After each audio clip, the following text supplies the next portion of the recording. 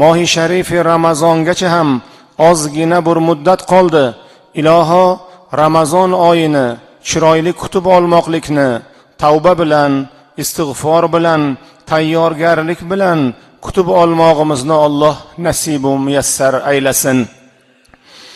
Hazrati Payg'ambarimiz sallallohu alayhi va sallam muborak hadislarida alaykum bis-sakina, alaykum bis-sakina, alaykum bis-sakina dedilar.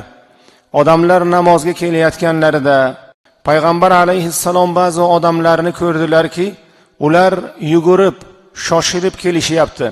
Payg'ambar alayhissalom viqor bilan kelinglar, xotirjam bo'linglar dedilar. Payg'ambar alayhissalom bu bilan nimani ixtiyor qilgandilar? Toyinki ibodatga kirishayotgan odam xotiri jam bo'lsin. Toyinki ibodatga kirishayotgan odam xotirjamlik bilan ibodatning avvalgi lahzasidan ibodat mazasi, ta'mi, zavqini tuysin. Olimlar aytadilar, barcha ibodatlarga xuddi shunday. Xuddi shunday mohi sharifi Ramazon ibodati, ro'zasi, tarovihda. Ramazon oyida shunday ibodatlar, shunday ularga va'da qilingan savoblar borki, Alloh taolo o'zining ilmu g'aybida buni yashirdi. Alloh taolo mo'min musulmon bandalarga bu savoblarni ochmadi. Alloh taolo bu savoblarni ro'zi qiyomat musulmonlarni, bizni sizni xursand qilishlik uchun olib qo'ydi. Payg'ambar alayhissalatu vassalom hadisi qudusiyda aytadilar. Alloh aytdiki, as-savmuli va ana ajzi bihi. Banda ro'zani men uchungina tutadi, uning mukofotini men o'zim beraman deb Alloh marhamat qiladi. Demak, namozdagi holatni ro'zaga ham ko'chirmog'imiz darkor. Mohi sharifi Ramazon kirib kelyapti. Qanday tayyorgarlik ko'ryapmiz? Nimalarga e'tibor beryapmiz? Vaqtimizni ajratish, xotirimizni xotirjam qilish, uy ro'zg'orimizdagi ba'zi masalalarni tinchitish, ba'zi muomaladagi oldi-berdilarimizni oramizni ochish, mana shularga e'tibor berish kerak deydilar olimlar.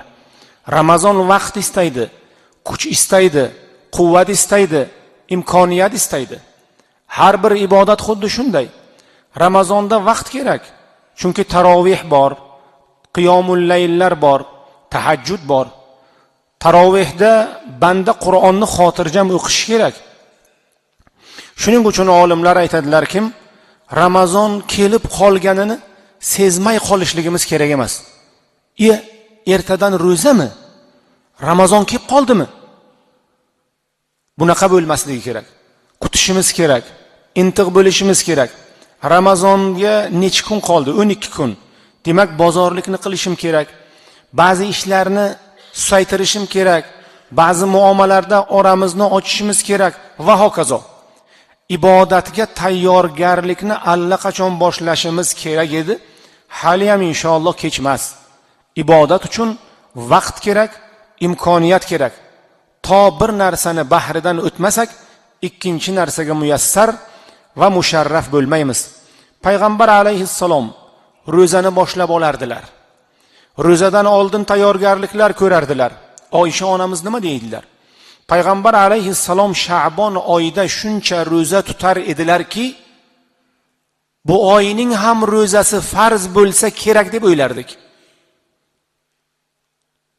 Eng ko'p ro'za tutadigan oylari Sha'bon oyi edi. Nima uchun? Tayyorgarlik. Agar ro'za olmasak, ro'za tutmasak, Ramazonni bir haftasi tayyorgarlik bilan o'tadi. Jasadimiz charchab qoladi, suvsab qolamiz, qornimiz och qoladi va hokazo. Agar hozir Sha'bonda ozgina ko'proq ro'za tutsakchi, o'rganib qolamiz. Ramazonni birinchi kunidan o'rganib ibodatga kiramiz. Payg'ambar alayhissalom Sha'bonda ko'p ro'za tutardilar. Payg'ambar alayhissalom Ramazon kirsa nima qilardilar? Ro'zani tutardilar, ibodatni qilardilar, tahajjudni qilardilar, o'zlarini tayyorlab borardilar. Oxirgi 10 kunlikda e'tikof o'tirardilar. Tamom.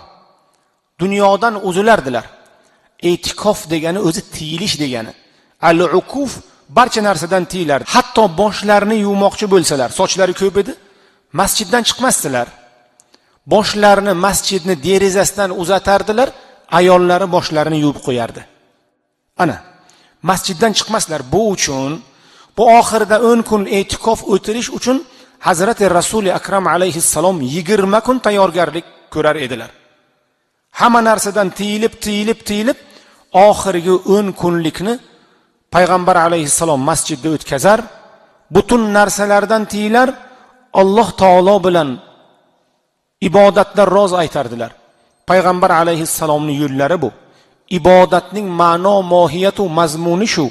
Biz sonlarga emas, ham son bilan birga mohiyatlarga ham e'tibor bermoqimiz darkor. Azizlar, Mohi sharifi Ramazonning kirib kelishiga deyarli 10 kun qoldi. Tayyormizmi? Tayyorgarlik ko'raylik. Ibodatga bel bog'laylik, vaqt ajrataylik, Allohdan so'raylik, Alloh taolodan kengchilik, xayr va baraka, dunyo va oxirat saodatmandligini so'raylik. Alloh taolo Sha'bon oyini hammamizga muborak aylasin, barakotlarini nasib aylasin.